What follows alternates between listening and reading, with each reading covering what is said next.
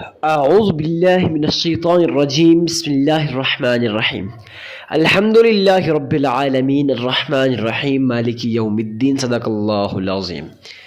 میں گواہی دیتا ہوں کہ اللہ ایک ہے اور وہی عبادت کے لائق ہے، اور وہ تمام مخلوق کا پالنے والا خالق، مالک اور رازق بھی ہے۔ میں اس بات کی گواہی دیتا ہوں کہ محمد مصطفیٰ احمد مجتبیٰ رسول عربی صلی اللہ علیہ وسلم اللہ رب العزت کے بندے اور آخری رسول ہیں اور خاتم النبیین بھی ہیں۔ ہم سب کا یہ عقیدہ ہے، بلکہ تمام امت مسلمہ کا یہ عقیدہ ہے، ان کے بعد کوئی اور نبی نہیں آنے والا، نبوت کا دروازہ ان پہ بند ہو چکا ہے۔ میں گواہی دیتا ہوں کہ تمام تعریفیں اسی رب کے لیے ہیں جس نے یہ دونوں جہاں پیدا کیے۔ معزز سامعین کرام، آج ہم آپ کے سامنے ایک ایسا نایاب، پاورفل، مجرب اور آزمودہ وظیفہ لے کے حاضر ہوئے ہیں۔ اللہ والے فرماتے ہیں، جو شخص اس تسبیح کا ورد کرتا ہے، چلتے پھرتے اٹھتے بیٹھتے سوتے جاگتے اس تسبیح کا ورد کرتا ہے، اللہ تعالیٰ اسے غیب کے خزانوں سے رزق عطا کرتے ہیں۔ میرے بھائی، لاکھوں لوگوں کا آزمایا ہوا وظیفہ ہے۔ معزز سامعین کرام، اگر لاکھوں لوگوں نے یہ وظیفہ سنا، ان میں سے اکثر ہزاروں لوگوں کا یہ وظیفہ قبول ہوا، اور آپ بھی آزما کر دیکھ لیں، شاید کہ آپ کا وظیفہ بھی قبول ہو جائے۔ اور یہ بات لازمی یاد رکھیے گا، جس کا وظیفہ قبول ہو جاتا ہے، جس کی عاجزی میرے رب ذوالجلال کو پسند آتی ہے، جس کا وظیفہ قبول ہو جائے، گویا یہ سمجھو اس کی زندگی بدل گئی۔ جی ہاں، زندگی کو بدلنا چاہتے ہو، اور ہم نے خود دیکھا کہ ہزاروں لاکھوں لوگوں کی بذات خود زندگیاں بدل گئیں۔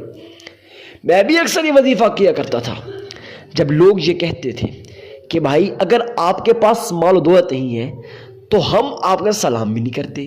اکثر ایسا ہوتا ہے، لیکن اللہ تعالیٰ کے فضل و کرم سے، اللہ تعالیٰ کے ہاں میری عاجزی، جب یہ وظیفہ کیا تو لاکھوں کا مالک بن گیا۔ معزز سامعین کرام، اکثر لوگ ایسے ہوتے ہیں جن کے کاروبار ترقی نہیں کرتے، اور اکثر لوگ ایسے ہوتے ہیں جن کے پاس مال و دولت نہیں ہوتی۔ اکثر لوگ ایسے ہوتے ہیں جو پریشان حال ہوتے ہیں۔ معزز سامعین کرام، اگر آپ پہ بھی دکھ ہے، تکالیف ہیں، مصیبتیں ہیں، پریشانیاں ہیں، ان مصیبتوں کا حل تو ہوتا ہے، تو اس وظیفے میں یہ جان لو کہ وظیفہ ایک عام وظیفہ نہیں، بلکہ یہ ایسا پاورفل وظیفہ ہے۔ آپ کی ساری مشکلات، آپ کی ساری مصیبتوں کا حل اس وظیفے میں ہے۔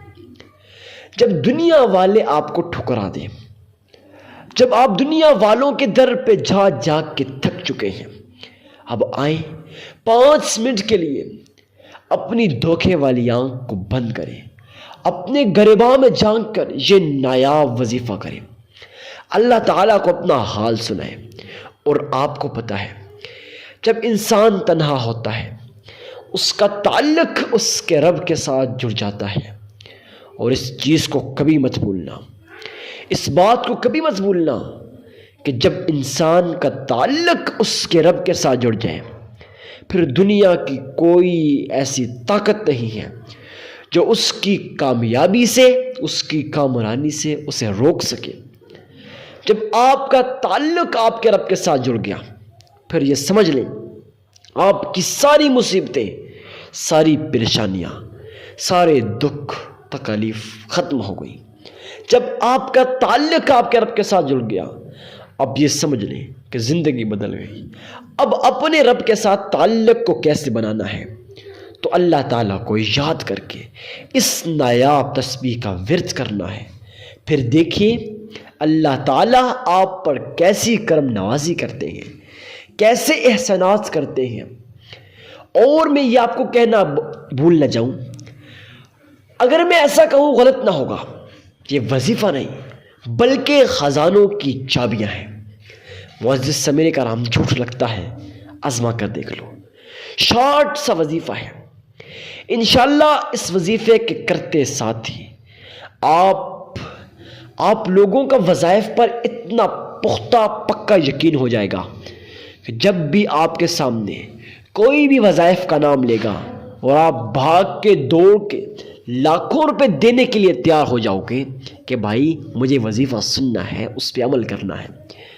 جو لوگ یہ کہتے ہیں وظائف اثر نہیں کرتے، وہ لوگ، ان لوگوں کو آج چیلنج ہے کہ وہ لوگ اس وظیفے کو کر کے پھر بتائیں کہ وظائف اثر کرتے ہیں نہیں کرتے۔ خیر، 3 سٹیپ ہیں، ان کو اگر آپ فالو کرتے ہیں تو آپ کی زندگی بدل جائے گی۔ نمبر 1، آپ لوگوں نے اپنے مال میں سے اچھی چیز، بہتر چیز اللہ کی راہ میں دینی ہے۔ اس سے مراد صدقہ ہے۔ اب صدقہ دینا کس کو ہے اور کتنا دینا ہے؟ صدقہ آپ لوگوں نے اپنی استطاعت کے مطابق دینا ہے۔ اگر آپ لوگوں کی استطاعت 1 روپے 1 آنے کی ہے، آپ وہ بھی اللہ کی راہ میں خرچ کر لیں، اس میں شرمانے کی کوئی بات نہیں۔ تو خیر معزز سامعین کرام، اب صدقہ دینا کن لوگوں کے؟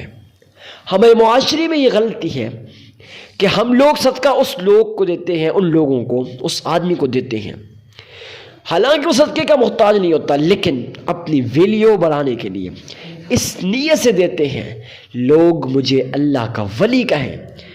آپ نے بھی دیکھا ہے اکثر لوگ رمضان المبارک میں لمبے لمبے دسترخوان بچھاتے ہیں صرف اپنی نمائش کے لیے، ایسا صدقہ قبول نہیں ہوتا۔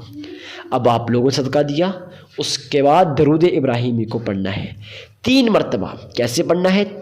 اللہم صلی علی محمد وعلى آل محمد كما صليت على إبراهيم وعلى آل إبراهيم إنك حميد مجيد اللهم بارك على محمد وعلى آل محمد كما باركت على إبراهيم وعلى آل إبراهيم إنك حميد مجيد۔